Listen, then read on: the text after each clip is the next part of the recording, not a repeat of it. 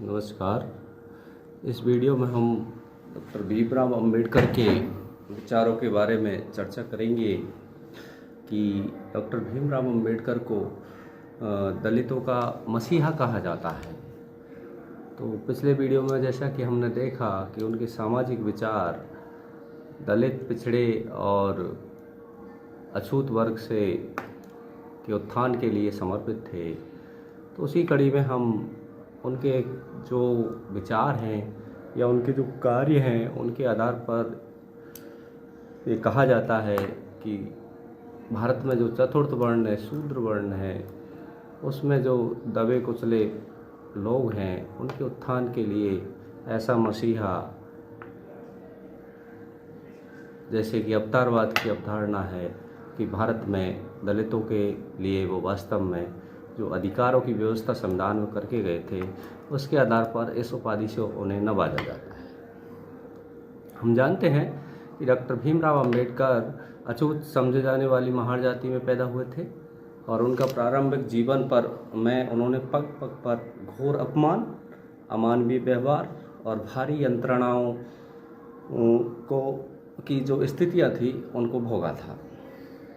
अतः दलितों धार की जो भावना है उनमें सार्वजनिक जीवन और राजनीतिक में उनको लेके इसीलिए आई थी और सार्वजनिक जीवन का एकमात्र लक्ष्य उनका था दलितोद्धार। जीवन पर्यंत उन्होंने इसी लक्ष्य के ध्यान में रखकर सामाजिक व्यवस्था में दलित उत्थान के लिए कार्य किया। इस संबंध में उनके विचार और जो कार्य हैं उनका विवरण हम कुछ बिंदुओं में बांट सकते हैं। सबसे पहले दलितों के मसीहा कहे जाने के पक्ष में जो तर्क दिया जाता है, सबसे पहला जो विचार है वह है हिंदू जो मान्यताएं हैं उनमें परिवर्तन। अम्बेडकर का मानना था कि हिंदू समाज कोई जो परंपरागत विधान है उसमें क्रांतिकारी परिवर्तन किए बिना न्याय संगत जो समाज है उसकी स्थापना नहीं हो सकती। हिंदू धर्म को सिद्धांतों का धर्म बनाया जाए, ऐसा उनका मानना था। इसके लिए उन्होंने कहा कि हिंदू धर्म का एक प्रामाणिक ग्रंथ हो, पुरोहित पद वंशानुगत के बजाय योग्यता आधारित हो। पुरोहित जो पद है वो उसको एक राज्य कर्मचारी मानना चाहिए जिसकी एक कानूनी जिम्मेदारी होती है। उसका आचरण और विश्वास में पूजा की जो पद्धति है वो राज्य के अनुशासन के अंतर्गत होनी चाहिए। इसी प्रकार से ब्राह्मणवाद व जातिवाद को खत्म करने हेतु पुरोहित पद सभी वर्गों के लिए खोलने के वो समर्थक थे कि पूजा पाठ का अधिकार जब सभी वर्गों को मिलेगा तो इससे जो भेदभाव है या हीनता की जो भावना है वो स्वयं धीरे धीरे कम होती जाएगी और हिंदू धर्म है उसमें जो क्रांतिकारी परिवर्तन है इस पद के जो पद सोपानी व्यवस्था एक वर्ग विशेष की जकड़न में है उसे दूर किया जा सकेगा। साथ ही वे जाति प्रथा के स्वरूप में परिवर्तन के पर जोर देते थे। अम्बेडकर जाति प्रथा के जो कुप्रभाव थे उनको समाप्त करने के लिए सामाजिक और प्रणाली में आमूलचूल परिवर्तन चाहते थे। जाति प्रथा का उन्मूलन, अंतर जातीय जो विवाह है, सामूहिक भोज है या सहभोजों के माध्यम से इसे कम किया जा सकता है। उनको धार्मिक रूढ़ि मुक्त करके ही ये काम किया जा सकता है। अतः जाति और अस्पृश्यता निवारण के लिए धार्मिक सुधार आवश्यक है। धार्मिक सुधार हेतु उच्च शिक्षा, अच्छा रोजगार सहायक हो सकते हैं, न कि मंदिर प्रवेश जैसे निरर्थक मुद्दे। तीसरा जो प्रयास है, अम्बेडकर ने दलितों को जागरूक करने की आवश्यकता पर बल दिया। उनका नारा था शिक्षित बनो, संगठित रहो, संगठित बनो और संघर्ष करो।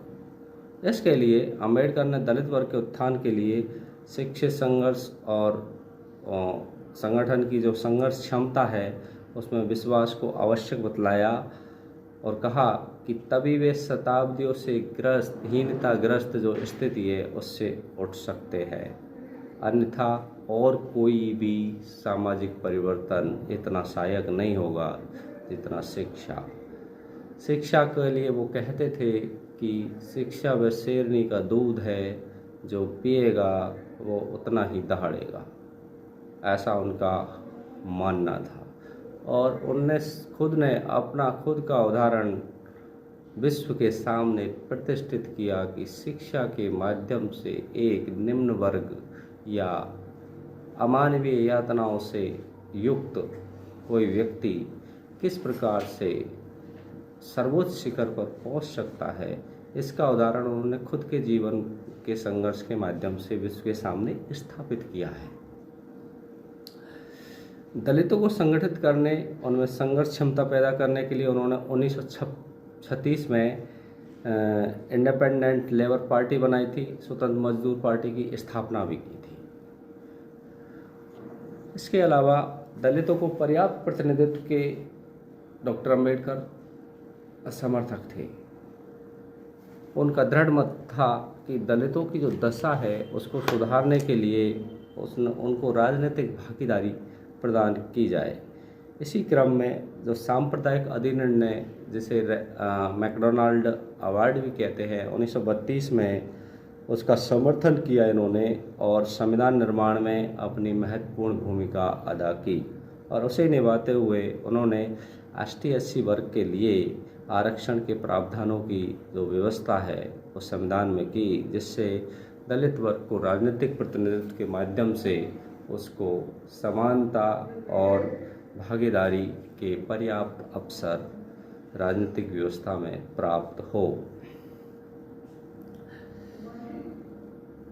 डॉक्टर अंबेडकर प्रशासन में भागीदारी व सेवाओं में आरक्षण के भी कट्टर समर्थक थे। उनका कहना है कि दलितों को विशेष संरक्षण की आवश्यकता है, उसे प्रदान करने हेतु कानूनी और संवैधानिक प्रावधान की आवश्यकताओं पर उन्होंने बल दिया।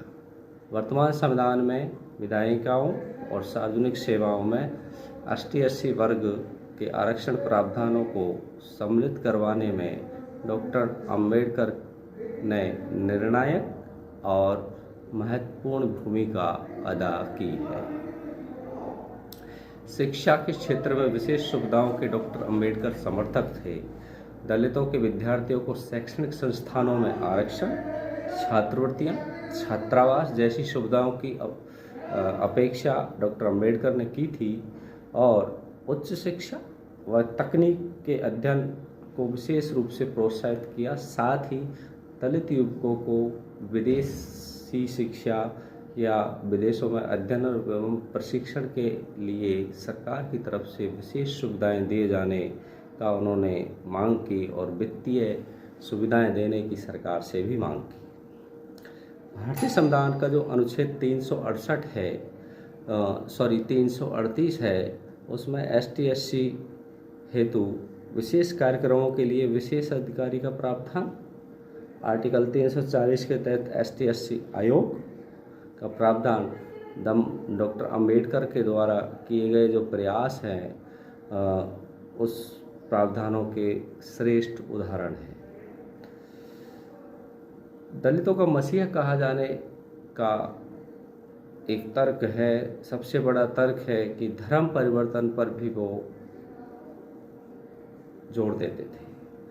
अंबेडकर ने दलितों को सामाजिक अन्यायों से मुक्ति दिलाने, आर्य समाज में समता और भ्रातृत्व की जो भावना है उसके स्तर की प्राप्ति हेतु हिंदू धर्म को छोड़कर बौद्ध धर्म ग्रहण करने का आह्वान किया, क्योंकि उनका मानना था कि जिस धर्म में वर्ण के आधार पर, जाति के आधार पर व्यक्ति में भेद किया जाए, वह धर्म कभी भी मानव को आत्मसम्मान या सम्मानजनक जीवन है उसकी स्थिति प्रदान नहीं कर सकता। और इसके लिए उन्होंने विश्व के सभी प्रमुख धर्मों का अध्ययन अपने धर्म परिवर्तन के प्रोग्राम जो 1956 उन्होंने किया, उससे पहले अध्ययन किया और पाया कि बौद्ध धर्म समतावादी समाज की स्थापना में सबसे ज़्यादा सहायक हो सकता है। इसीलिए उन्होंने अपने समर्थकों के साथ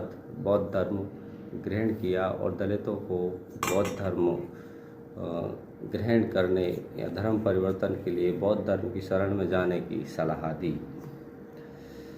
साथ ही भारत का जो औद्योगिकीकरण है, तो अम्बेडकर ने उसमें समाजवाद के माध्यम से परिवर्तन की बात कही है और उसने कहा है कि श्रम आधारित जो उद्योग है, औद्योगिकीकरण का समर्थन जरूर किया, लेकिन कृषि पर अनावश्यक दबाव हटाने और दलितों को वैकल्पिक रोजगार मिले, इसके लिए बाध्यकारी जो परंपरागत व्यवसाय है उनसे मुक्ति मिलनी चाहिए। और उन्होंने कृषि को भी उद्योग का दर्जा दिए जाने के लिए राज्य का समर्थन किया कि राज्य को कृषि को उद्योग का दर्जा दिया जाना चाहिए, ऐसा सुझाव उन्होंने दिया। और व्यक्तिगत जो खातेदारी की जगह सामूहिक खातेदारी की जो प्रणाली है उसका भी सुझाव उन्होंने दिया, जिसे हम सहकारी खेती कहते हैं, जिसमें वंश व जाति भेदभावों में कमी करने में मदद मिलेगी।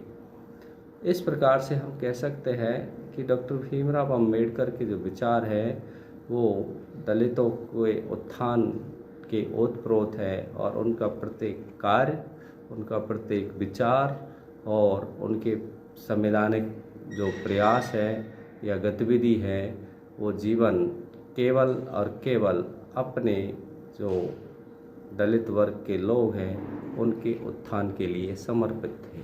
इसीलिए डॉक्टर अम्बेडकर को दलितों का मसीहा कहा जाता है।